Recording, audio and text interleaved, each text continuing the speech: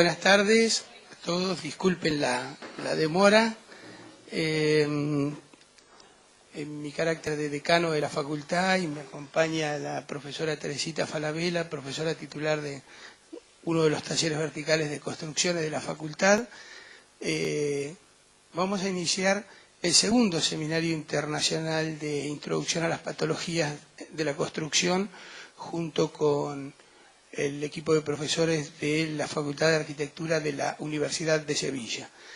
Es el segundo internacional que hacemos con el Colegio de Arquitectos y el tercero que hacemos en el marco del programa de intercambios entre nuestra Facultad de Arquitectura de la Universidad Nacional de Mar del Plata y la Facultad de Arquitectura de la Universidad de Sevilla, en la cual en 2 años, este es el tercero, hemos hecho intercambios de profesores de Mar del Plata a Sevilla y de Sevilla aquí, y el interés que le ponemos en particular al tema, por fuera de todo lo que significa el intercambio de docentes, de estudiantes, la formación y particularmente la formación, la actualización permanente de los graduados, también interesa desde el punto de vista de la temática y de la profundidad que se ha abordado estos 2 años, la perspectiva de entender desde un punto de vista científico y abordado con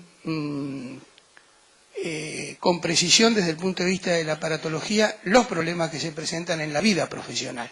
Asumir desde la profesión, desde la cotidiana, desde lo que todos los días pasa en el ejercicio de la profesión y particularmente en la construcción, abordado desde un lugar distinto al de la intuición.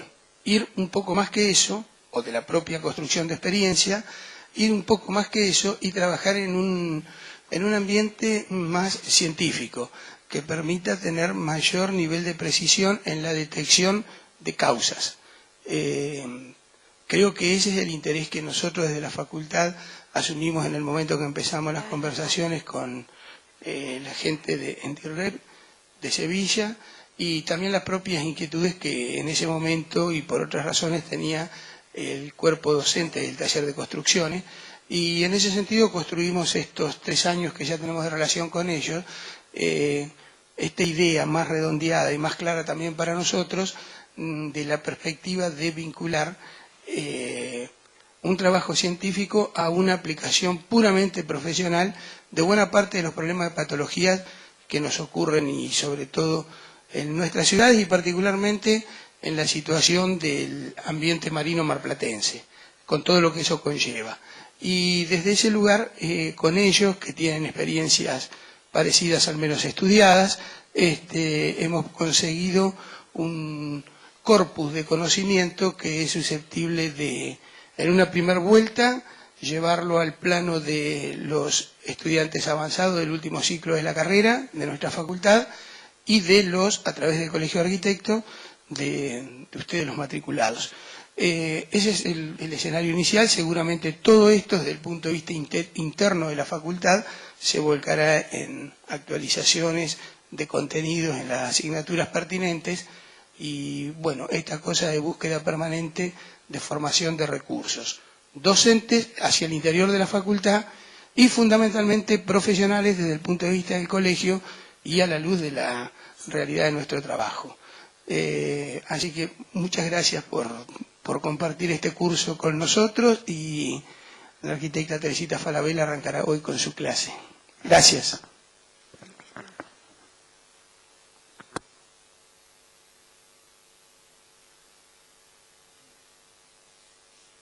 Bueno, buenas tardes a todos. Muchos conozco, otras son caras nuevas. Primero quiero darle la bienvenida a los alumnos extranjeros, que son españoles. Tenemos 6 alumnos, ¿no? Entre los cuales hay españoles, 7 alumnos, entre los cuales hay españoles, una persona de origen húngara y una alumna italiana. Son colegas posgraduados que están haciendo el máster en ENDIRREP, que es un máster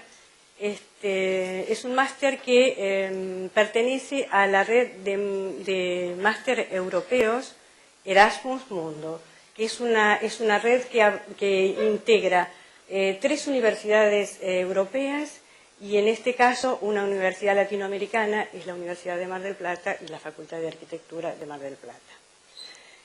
Para nosotros esta experiencia de intercambio docente fue riquísima, ¿sí? No. Fue una experiencia muy importante, fue una experiencia riquísima.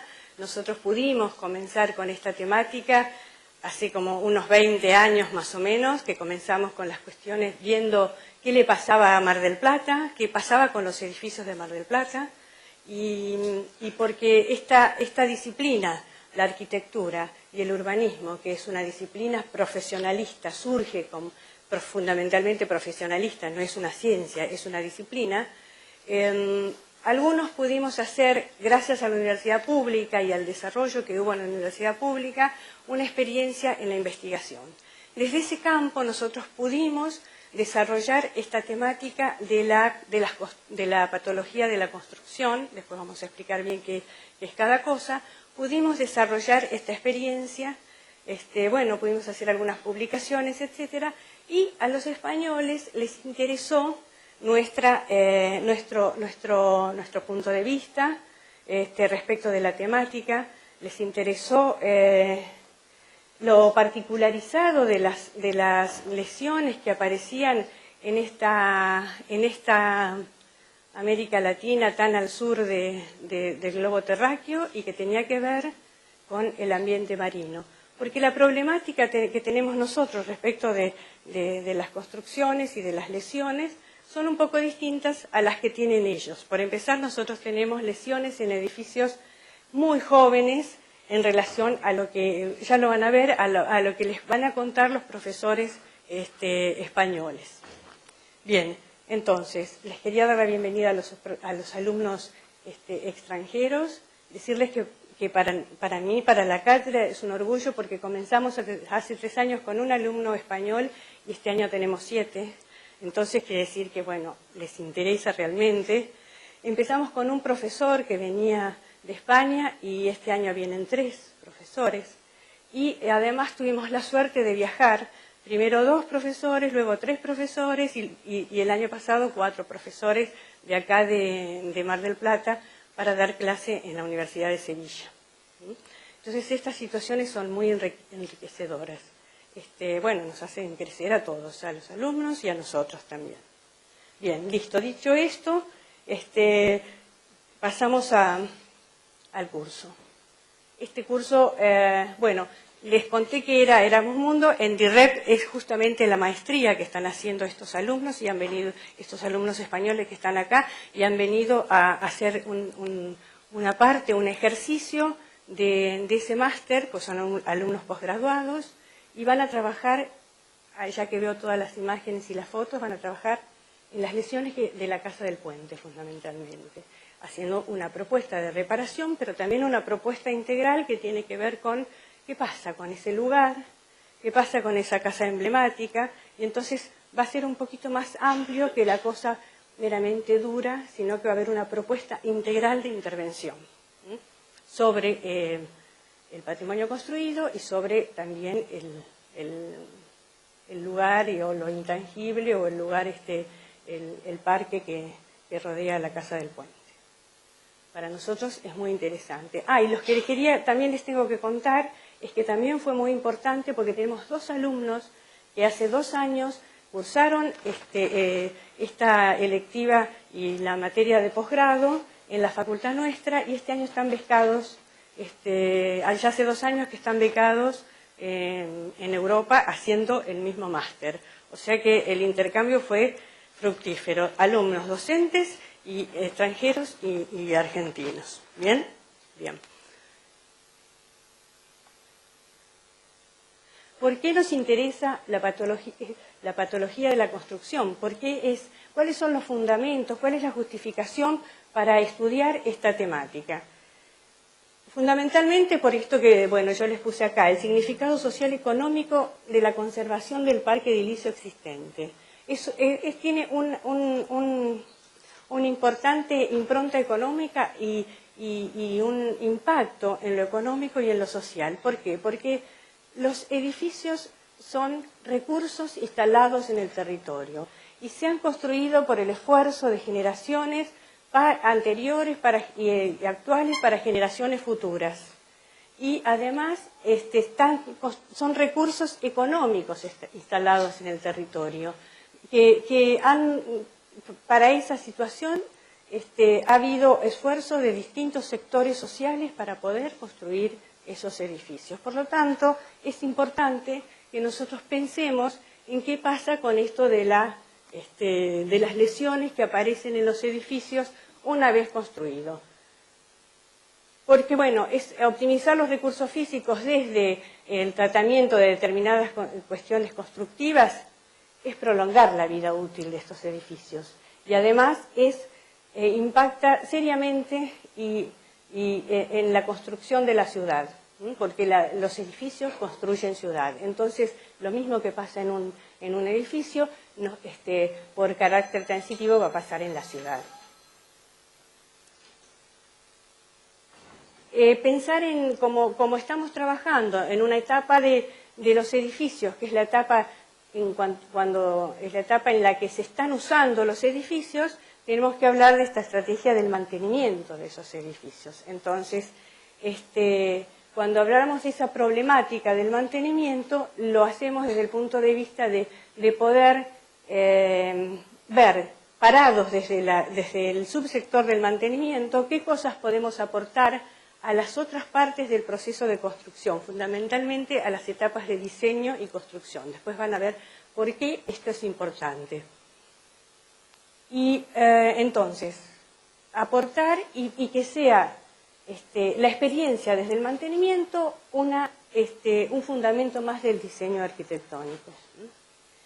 Y el otro, puede haber más objetivos, pero el otro sería el de vincular la conservación de los edificios a los problemas patológicos y a los derivados del uso de los edificios, cómo se usan los edificios, y a la antigüedad de los mismos. Hay que acordarse de esto siempre. Todo lo nuevo deja de ser nuevo con el paso del tiempo. Entonces tenemos que ver qué es lo que hacemos en el paso del tiempo con esos edificios. Estos serían como algunos fundamentos que nosotros nos pusimos desde nuestro métier para poder ver para poder empezar a investigar y a ver qué es lo que, por dónde íbamos a rumbear, ¿no? Una de las cosas que vimos cuando estábamos analizando esto hace unos 15, 20 años, encontrábamos algunas dificultades propias de no entender el diseño y la construcción y el mantenimiento de la operación como un proceso cíclico constante, programado en el tiempo, retroalimentador. Es decir, por mucho tiempo, hasta bien entrado los 80, por lo menos en América Latina y en nuestro país, no pasa lo mismo en Europa, los edificios eran considerados como artefactos que una vez construidos permanecían en el tiempo. No estaba considerada la dimensión tiempo. ¿Y qué pasaba con el paso del tiempo? Además que se agregaban otras condicionantes o otras dimensiones, como es mejor inaugurar un edificio que mantenerlo existente, digamos. Es típico de un país joven como el nuestro, ¿no? Bueno, y eso hizo que la no consideración de esa dimensión tiempo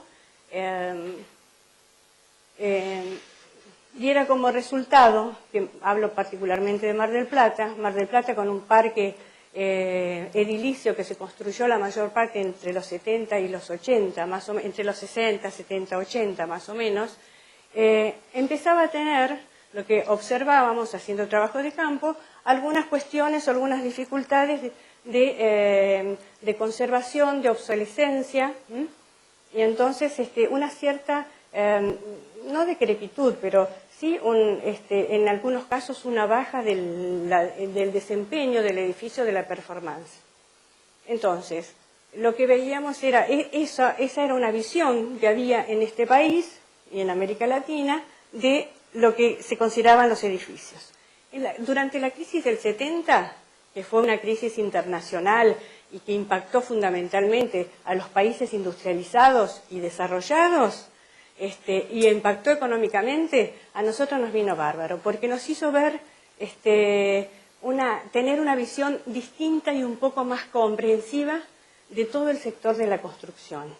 Entonces empezamos a tener una visión más sistémica del proceso de producción de edificios.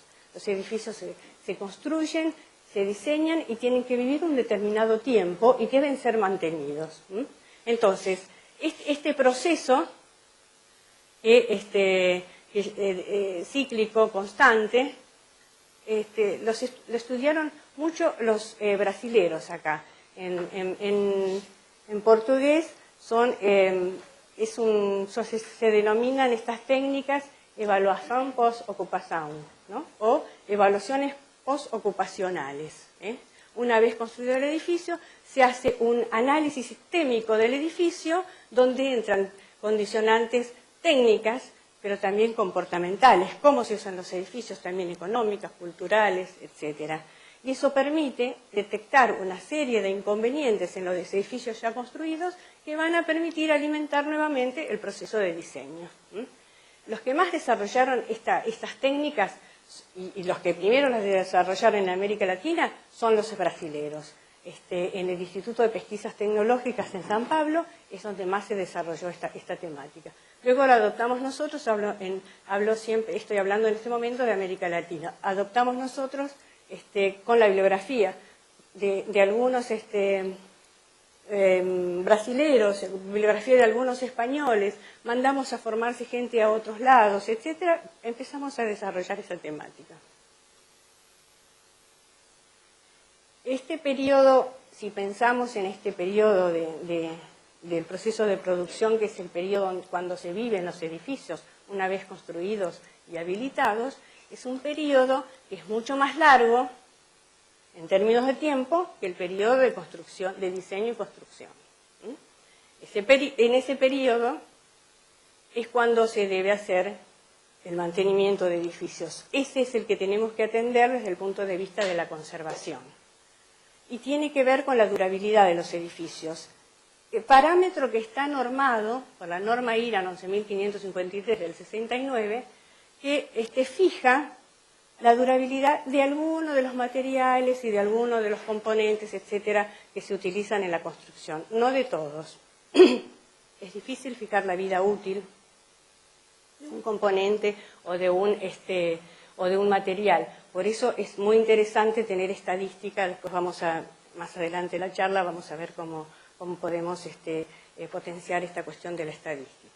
Bueno, entonces, es durante ese periodo donde debemos pensar en conservar nuestros edificios, en conservar no como una cuestión romántica, no podemos tirar nada, no lo digo desde ese punto de vista, sino en esta cosa de guardar con cuidado, lo que significa conservar en latín, guardar con cuidado, guardar de la permanencia de un determinado objeto, en este caso los edificios, la conservación de edificios. Durante ese periodo se pueden hacer distintos tipos de intervenciones y tener distintas estrategias, y dependerá del valor que tenga el edificio que estamos considerando.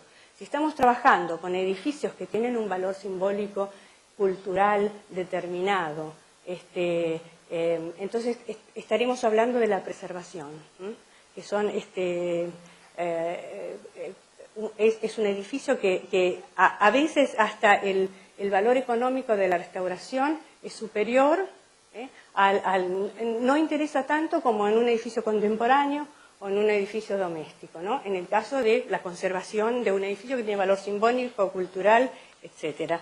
Y después hablamos de la rehabilitación, y generalmente la rehabilitación, y a mí me interesa que estos términos hablemos todos de lo mismo y sepamos qué significa cada uno de ellos. La rehabilitación generalmente se aplica en viviendas, en edificios de viviendas. Es rehabilitar un edificio nuevamente para la función para la que fue diseñado. Generalmente se utiliza en vivienda. La refuncionalización es cuando a un edificio de determinados años, de determinada antigüedad, se le otorga otra función, se refuncionaliza. Entonces se hacen tareas técnicas, etcétera, y administrativas y gerenciales también, para poder llevarlo a cabo. En cada una de estas dimensiones tenemos que aplicar el mantenimiento, que serán distintas tareas administrativas, gerenciales y técnicas de acuerdo a lo que estemos realizando, al edificio que estemos considerando. ¿Por qué tenemos que conservar nuestros edificios? Bueno, un poco lo fui diciendo, pero una síntesis sería, porque debemos ser eficientes en el uso de los recursos económicos, es fundamental eso, por eso que les decía yo, porque los recursos es el esfuerzo de varias generaciones y de distintas clases sociales, y entonces debemos hacer eficiente los recursos que se invierten para mantener y conservar los edificios. Debemos lograr un adecuado desempeño, que el edificio se diseñó para una determinada cosa y durante 30, 40, 50 años, que es más o menos lo que dice una norma IRAM que un edificio dura, tenga un adecuado desempeño, tenga una buena performance, funcione, pero funcione con determinada calidad habitacional o de habitabilidad, mejor dicho, y un techo económico predeterminado también. ¿Por qué? Porque el desembolso de dinero para mantener los edificios lo hacen los habitantes, los propios usuarios de los edificios. Entonces somos nosotros los que tenemos que pensar, los que diseñamos, no dejarle a los propietarios un problema serio, que después le va a costar dinero encima y recursos que a veces son escasos. Porque vamos a evitar con estas tareas de mantenimiento el envejecimiento prematuro de los edificios. Porque vamos a retrasar la aparición de lesiones. Las lesiones, y esto que hasta ahora llamamos patologías, aparecen una vez construido el edificio. Entonces, eso es lo que... Y van a aparecer siempre por esto del paso del tiempo y por otras cuestiones también que son un poquito más serias y en las que tenemos mucho que ver los arquitectos, pero lo que tenemos que tratar es de retardar un poco la aparición de esas lesiones. Y que si ha habido lesiones que han aparecido, entonces restablecer lo antes posible el estado normal del edificio que estemos considerando, realizando las medidas correctoras necesarias. Bueno, estas son estrategias que nosotros proponemos. No siempre se puede, pero en lo posible, trabajar bajo el concepto de la prevención es interesante, porque va a evitar que trabajemos con un mantenimiento correctivo o a la rotura, ese mantenimiento que hay que salir corriendo atrás de los problemas y que seguramente es más costoso que el de prevenir. Esto como en la medicina, más o menos lo mismo. Bueno, por eso disminuir al máximo el mantenimiento correctivo o a la rotura. Y bueno, y ahí ahora ya estamos entrándonos de a poquito en esta temática. ¿Por qué le damos tanta importancia a esta cuestión del mantenimiento? ¿Por qué decimos que es el sector del mantenimiento y la conservación, donde van a aparecer las lesiones, es una actividad particularizada del sector de la construcción? Y lo decimos por esto, porque las obras de mantenimiento y conservación son específicas de esas tareas, de mantenimiento y conservación. No tienen que ver con la obra nueva, son distintas. Son distintas porque los materiales empleados son distintos, que vamos a emplear para hacer reparaciones en general son distintos, por el tipo de tareas técnicas que se realizan en reparar determinadas lesiones también son distintas a la de la obra nueva, porque aparecen las lesiones justamente. La mano de obra también es distinta, va a ser una mano de obra que va a estar en función de esas tareas técnicas y por supuesto la otra pata, mano de obra, tareas, son los equipos y herramientas que van a estar de acuerdo a esas tareas y esos materiales que estemos utilizando. Cuando el punto 2, que también hace particular el subsector del mantenimiento, ya ahora se va corrigiendo esto que puse ahí de la informalidad, pero cuando nosotros tomamos el tema hace unos 15 años más o menos, la informalidad que había en el subsector del mantenimiento era terrible. La informalidad desde el punto de vista de las empresas, desde el punto de vista de las tareas que se realizaban, desde el punto de vista de quién dirigía la obra, si dirigía el administrador, el contador del administrador o el abogado, o si había un técnico que era un arquitecto o un profesional de la construcción que podía estar al frente de las tareas. Entonces, aún hoy todavía se desenvuelve con una cierta informalidad, a pesar de que hay, a raíz de la ordenanza esta de mantenimiento que se formuló en el 99, fíjense ustedes, recién en el año 99, y que fue una ordenanza que surgió de la municipalidad, en realidad, por cuestiones de seguridad de la vía pública, que está bien, ¿no? Que sea por cuestiones de seguridad de la vía pública, pero no porque había una visión sistémica del sector de la construcción, como les dije al principio. Eso fue, con el tiempo, se fue viendo desde ese punto de vista, o desde esa óptica, si se quiere. Y también es muy particular, porque por el tipo de tareas que se realizan y por la forma de ejecutar el mantenimiento. Son distintas. No sé si acá hay muchos que tienen empresas de mantenimiento o realizan tareas de mantenimiento, y bueno, y pueden corroborar esto que les estoy diciendo, que en general es muy particularizado toda la tarea del mantenimiento. Y por eso es que debemos darle la entidad que le corresponde a este subsector.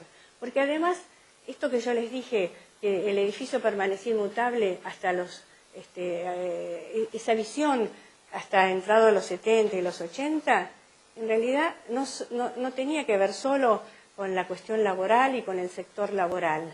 En los currículos de la Facultad de Arquitectura no se daba. Hoy en día se ve muy poco esta cuestión. Fíjense, la nuestra es una materia electiva.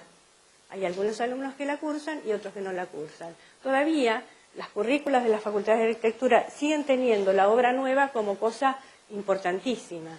Sin embargo, acuérdense ustedes, esto que yo les decía, un edificio dura 40, 50 años y ahí tenemos una serie de tareas y de actividades que hacer, de sustituciones, porque a los 20, 30 años del edificio más o menos es cuando se realiza la mayor cantidad de sustitución de partes del edificio.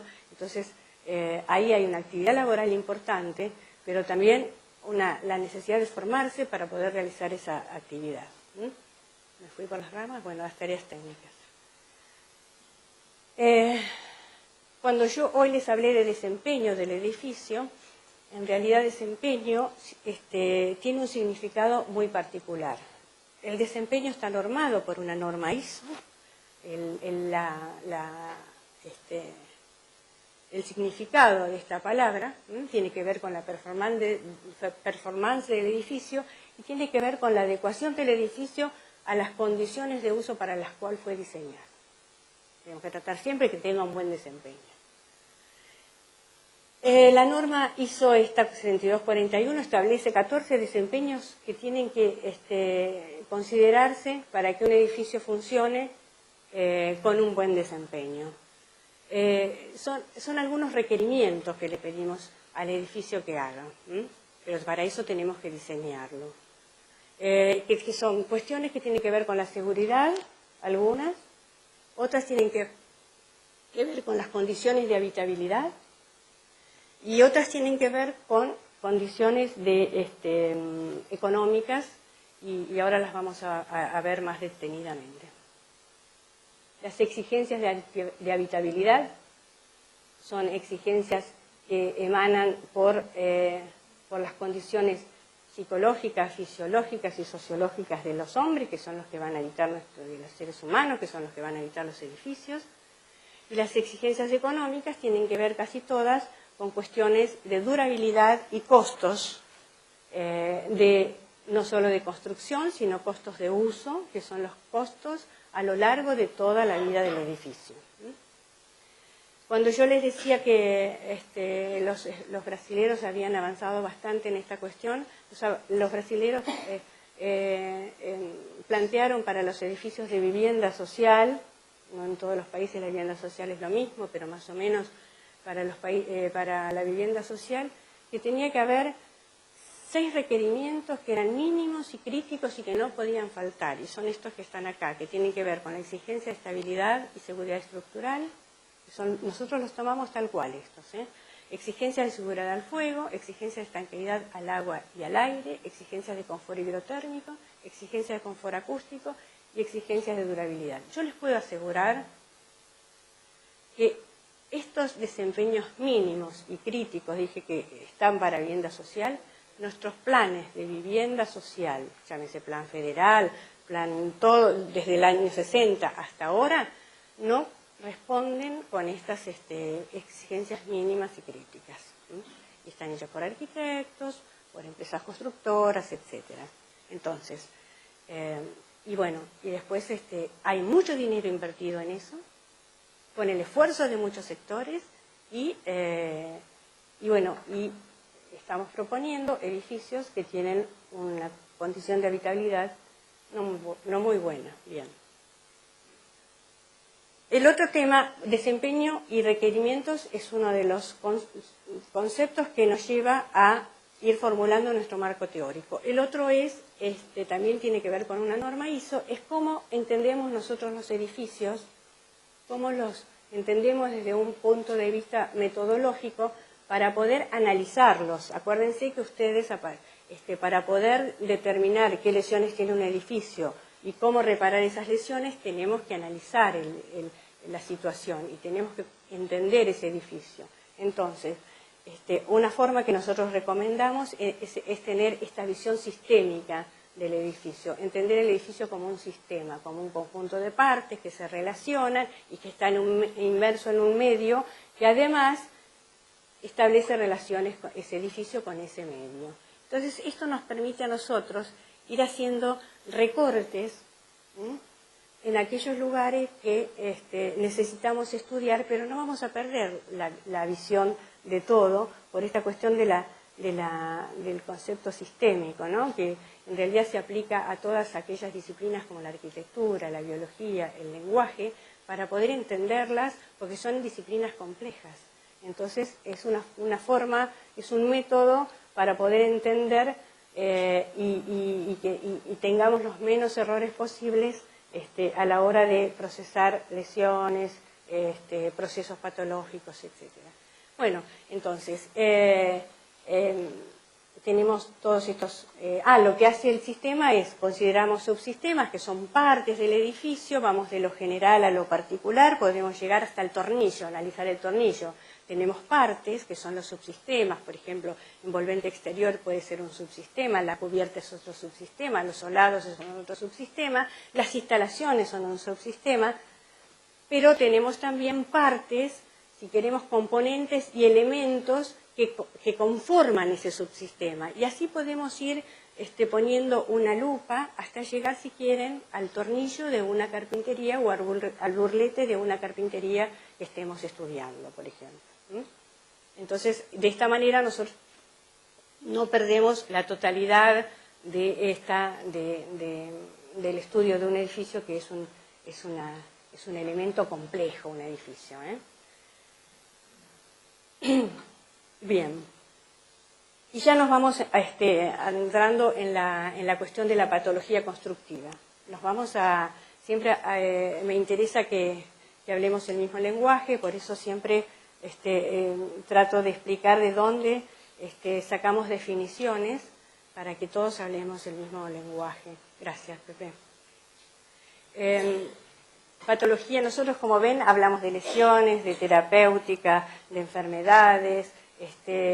Casi todos son términos que tomamos de la medicina, no nosotros, los que también nos han precedido en el estudio de estas cuestiones, que se toman de la medicina y que, que significa el estudio, en el caso de la medicina, el estudio de las enfermedades, en el caso de la arquitectura también, de esas enfermedades o de esos problemas constructivos que aparecen una vez que el edificio comienza a ser habitado, después de que fue ejecutado.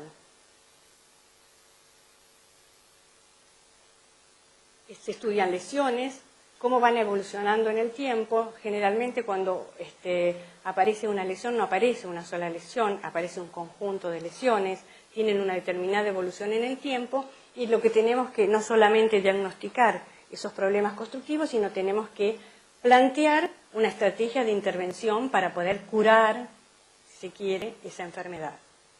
Por eso, nosotros preferimos hablar de procesos patológicos, porque aparecen muchas lesiones en un solo proceso y varias causas, o una causa pero varias que se desencadenan como luego posteriormente, y entonces preferimos hablar del estudio de un proceso patológico y dejar la palabra patología para significar la disciplina que estamos estudiando.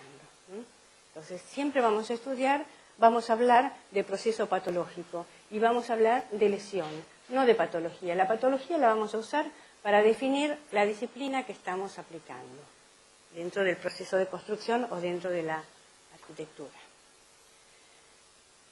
Entonces, el proceso patológico, como dice la imagen, es un conjunto de aspectos que se presentan ante un determinado problema constructivo. Tenemos un problema constructivo, tenemos una fisura, y no tiene tal vez un solo origen, o no sabemos cuál es la causa. Entonces tenemos que estudiar todo ese proceso. Y para eso es bueno tener agrupar los problemas en esta secuencia. ¿Cuál es el origen o la causa de esta lesión? ¿Cómo evoluciona en el tiempo? ¿Y qué es lo que estamos viendo? Generalmente lo que nosotros observamos es el síntoma. Vemos una mancha de humedad, vemos un revoque que se cayó, vemos una plaquita cerámica que también se desprendió, pero no estamos muy seguros, hasta que no hacemos el estudio de todo el proceso patológico, cuál es la causa que originó eso. Entonces conviene hacer este orden. Y siempre seguir este estudio para llegar al origen del problema, de lo que estamos viendo, de la sintomatología, otra palabra de la medicina, vemos cómo evoluciona y llegamos al origen del problema. Porque ¿saben qué? Primero, cuando desarrollamos la terapéutica o nos planteamos cuál es la tarea para resolver este problema, tenemos que pensar siempre en el origen, porque si no corremos el riesgo de hacer un maquillaje nada más. Solucionar el problema de la mancha de humedad desde afuera, poner el revoque, pintar nuevamente y resulta que a los 3, 4, no sé, en un determinado periodo de tiempo vuelve a aparecer. ¿Por qué? Porque no tratamos el origen de la lesión. Entonces siempre conviene tratar el origen de la lesión. Y bueno, ¿cómo se aborda este problema para comenzar el análisis del proceso patológico? Hay que diagnosticarlo, tenemos que hacer un diagnóstico. Entonces, para diagnosticarlo, tenemos que estudiar el proceso patológico, como les dije, siguiendo la secuencia que les dije anteriormente. Luego, después que tenemos eso bien clarito, cada parte, establecemos la estrategia de reparación. Vemos qué reparaciones vamos a hacer, qué conjunto de tareas, qué conjunto de reparaciones, en qué secuencia, qué herramientas, qué materiales, etc. Y luego establecemos una hipótesis de prevención, porque eso que corregimos, eso que arreglamos, es bueno que no vuelva a aparecer. Entonces debemos prevenir, no solamente para ese edificio que estamos considerando, sino recordando lo que les dije al principio, para futuros edificios, para futuros proyectos, para recomendar a las etapas de diseño algunas cuestiones que tienen que ver con el diseño y construcción de los edificios. Otra de las cosas con las que me quería poner de acuerdo con ustedes, después los profesores que siguen van a hablar en el mismo idioma, lo que significa lesión, el término lesión. Entonces, lesión son todas aquellas manifestaciones que se observan en un determinado problema constructivo. En este caso estamos viendo el desprendimiento de un cielo raso de un balcón, el desprendimiento del cielo raso. Este es el síntoma o efecto final del proceso patológico, porque estoy segurísima que este desprendimiento no tiene que ver con el desprendimiento en sí, sino que hay una causa que origina el desprendimiento. Generalmente, por lo que hemos podido observar, generalmente esto es un balcón, son filtraciones porque se rompió la junta o falta pastina en las juntas del solado del balcón, entonces el agua percola, penetra y termina produciendo esta cuestión. Entonces ahí tenemos un origen muy distinto. Puede ser otro, hay que estudiarlo esto. Esto es bueno, bien. Esto la lesión, esta es el efecto final del proceso patológico. Es el efecto final. Y en este caso es lo que se denomina lesión primaria, que es la que aparece primero en el proceso patológico. Y después tenemos las lesiones secundarias que surgen como consecuencia de una lesión anterior. La primera lesión faltó la pastina, no tenemos pastina, entró agua. Entonces la lesión secundaria cayó el revoque del cielo raso. Entonces no debemos trabajar solo en el síntoma y en la lesión secundaria, tenemos que trabajar en la causa origen. ¿Sí? ¿Está? ¿Hasta ahí? Bien. Lo otro, hablamos de lesiones, ahora hablamos de causas.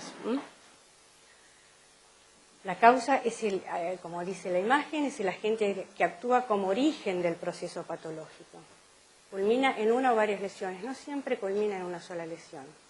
Se juntan, yo les puedo asegurar, y por la gente que está trabajando en esto, que es la que me asesora, se juntan varias lesiones en un solo proceso patológico. Y pueden actuar varias causas juntas para producir una misma lesión. Pueden actuar, por ejemplo, la cuestión atmosférica, una grieta que apareció por algún motivo o esfuerzo mecánico, y entonces esas dos se juntaron y produjeron que entrara agua y percolara agua por esa grieta en el hormigón y entrara agua y comience el proceso de corrosión y de oxidación en las barras del hormigón. Entonces, hay varias causas que pueden culminar en una determinada lesión, que es la oxidación de las barras.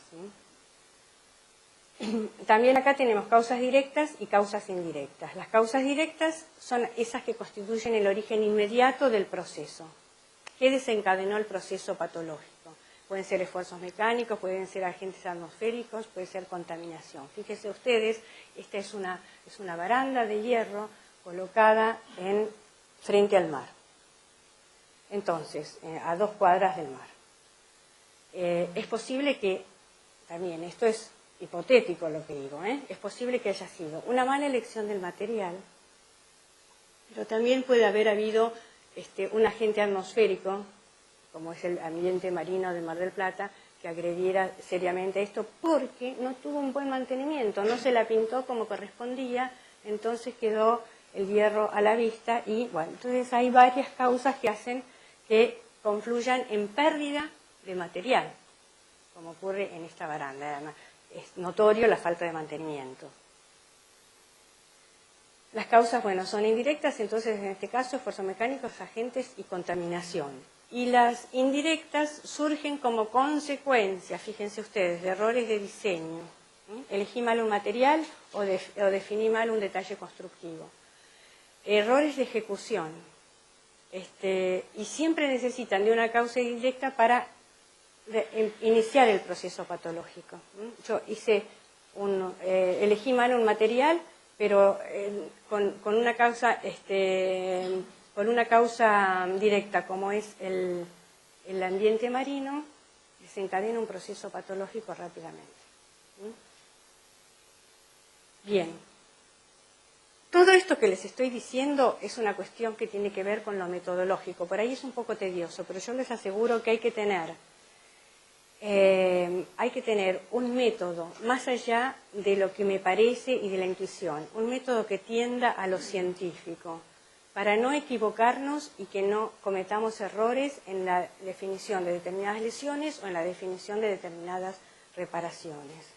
Yo les voy a dar, me olvidé de explicarles esto también, la parte metodológica, y una introducción a lo metodológico. El profesor que viene mañana, que es un profesor español, va a continuar con la parte metodológica y luego los profesores siguientes lo que les van a dar es más específico, que tiene que ver con ya las lesiones en el hormigón armado, en la madera, en los ornatos, en los envolventes, más específico de casos y de terapéutica.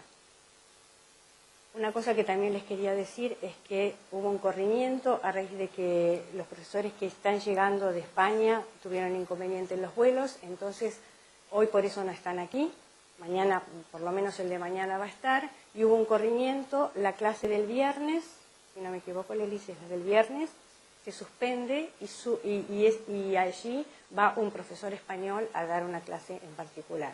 De cualquier manera, mañana yo voy a traer varios programas para que tengan y sepan, aquellos que quieren elegir unas clases u otras para venir, tengan el programa y quienes dan cada día. Bueno,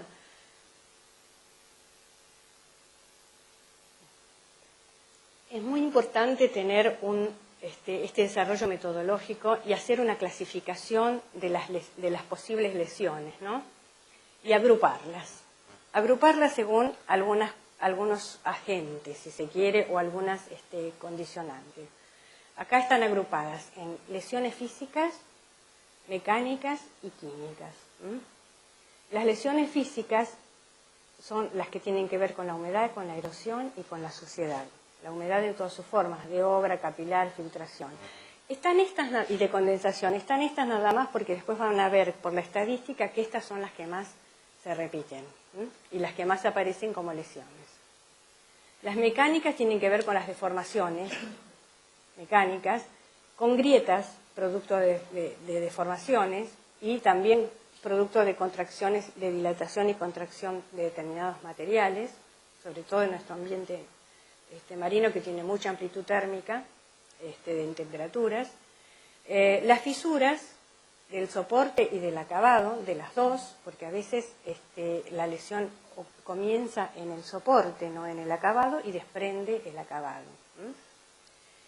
Desprendimientos de todo tipo y erosión. Y las químicas, estas tienen que ver con las eflorescencias, que son los cambios químicos que se producen en las sales que contiene el agua del amasado, que contiene el agua que tienen los componentes de los materiales, se cristalizan en procesos de continuos de secado y condensación, se cristalizan y forman esos pelitos que se llaman eflorescencias. Pueden darse en profundidad, en el componente, o pueden ser superficiales.